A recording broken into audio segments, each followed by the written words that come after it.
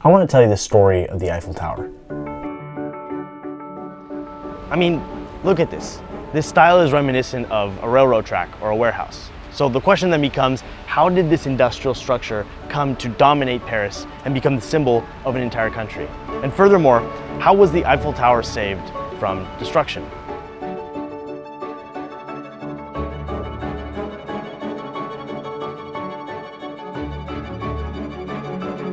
Okay, so to understand the inspiration behind the Eiffel Tower, you have to look at France in the middle of the 1800s when the country was in crisis. France had been going through very high highs and very low lows, and it's really important to emphasize that. The country had lived through its most powerful empire and had ended up losing most of it in 1870 after war lost with, or against rather, Prussia, which is a part of what is modern day Germany.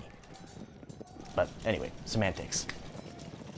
As the capital of the country, Paris had undergone complete redesigns, revolutions, and regime changes.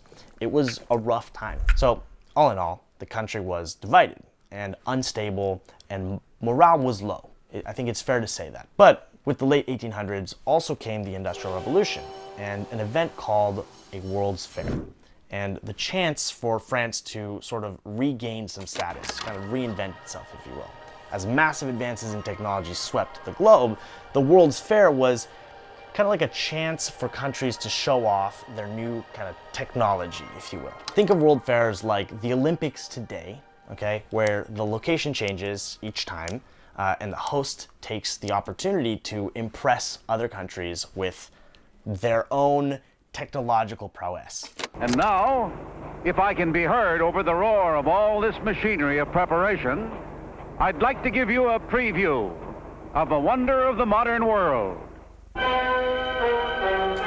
In 1889, national pride and morale was low in France, and yet that year it was Paris's turn to host the event.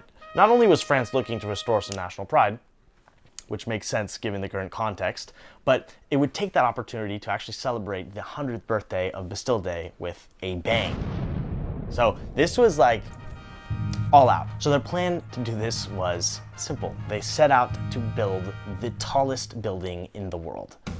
At 300 meters, the tower was to be almost twice as tall as the tallest building at the time, which is kind of mind-boggling to think about. And at that time, the tallest building was the Washington Monument. The guy in charge of building it was a French engineer called Gustav Eiffel, which is where its name comes from. Eiffel was already famous for metallic structures like bridges and buildings he'd made all over the world. And he had experience with famous landmarks. He'd even built the underlying structure of another pretty famous one.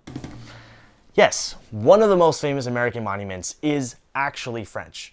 It was a gift to the US, believe it or not, to commemorate the centennial of the American independence. And under the copper skin, you will find an iron structure that looks very similar to the Eiffel Tower. By the way, side note, okay, there are 4 replicas of the Statue of Liberty in Paris. I just thought that would be an interesting fact to share. I'll put those on a map in case you want to hunt them down.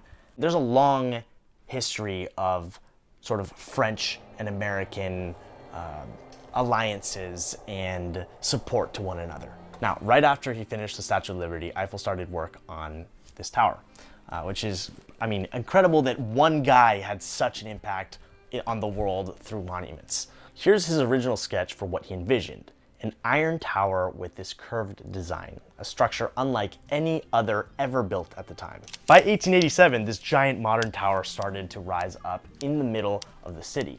And as is usual in these cases, people hated it. Artists and thinkers and neighbors petitioned against it.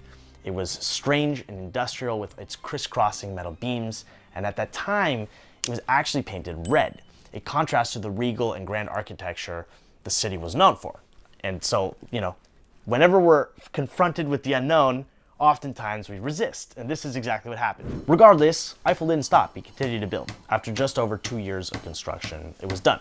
Rising 312 meters above Paris, the general public saw it as a complete success. So, opinion shifted. People lined up to come and visit it and admire the view at 276 meters. To be this tall, the Eiffel Tower had to be an engineering marvel on all levels.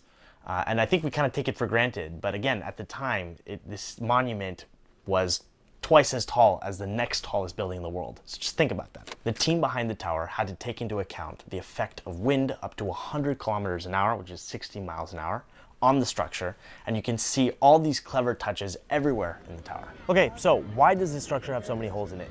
It has to do with the wind.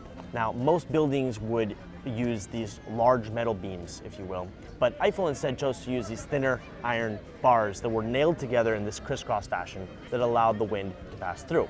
And this was part of his signature style, and it also allowed it to be a lot taller than any of the buildings that existed at the time. So here's the really cool thing about this. Because of its design, builders could create the individual pieces in Eiffel's workshop outside of Paris, and then assemble them on site like a giant puzzle, nailed together with little metal nails or rivets. In total, there were 2.5 million rivets that hold all the steel pieces together. They could have just built the tower for people to marvel at, but they also wanted people to be able to go up into the tower. Here are the workers working on the elevator, which had to be designed in a totally new way to account for the unique design of the tower. Eiffel took inspiration from mountain gondolas and trains because of the curve of the tower legs. The visitors at the time were in awe. Now, in addition to the scientific innovation required to build the tower itself, Eiffel saw the potential to use it as a tool to study aerodynamics, the atmosphere, astrology, and electricity. He was a passionate scientist himself, and if you look closely, there are 72 names engraved in gold of major scientists just under the first floor balcony. And science is precisely what saved the Eiffel Tower, incidentally enough. So it worked out. Initially, the lease was for 20 years, so it should have been destroyed in 1909. But Eiffel, by then, had started working with the military to experiment with using the tower as an antenna for communication. I mean, there's so many details about this story that just feel kind of unbelievable, but it's true. The strategic advantage was not lost on the military, and the tower was saved. Still today, the tower is used to transmit radio and TV in the area, the antennas pushing its total height to 324 meters. To most, the tower is a symbol of the city, and it offers a 360 view of the entire region on clear days. So it's definitely worth a visit, in my opinion. But plan ahead, because it is busy. The best solution is to book your tickets in advance on the official website, especially during the summer, when tons of tourists come to visit. Tickets range in price depending on how high you want to go, and if you want to climb the stairs or use the elevator. You can find a link to buy tickets in the course guide. As I mentioned before, it will take you between, 2 to 3 hours to explore the tower, depending on how high you're going, how busy it is, and how contemplative you are, how much you want to take it in. Try to arrive before 11 a.m. and after 5 p.m. for a less crowded experience.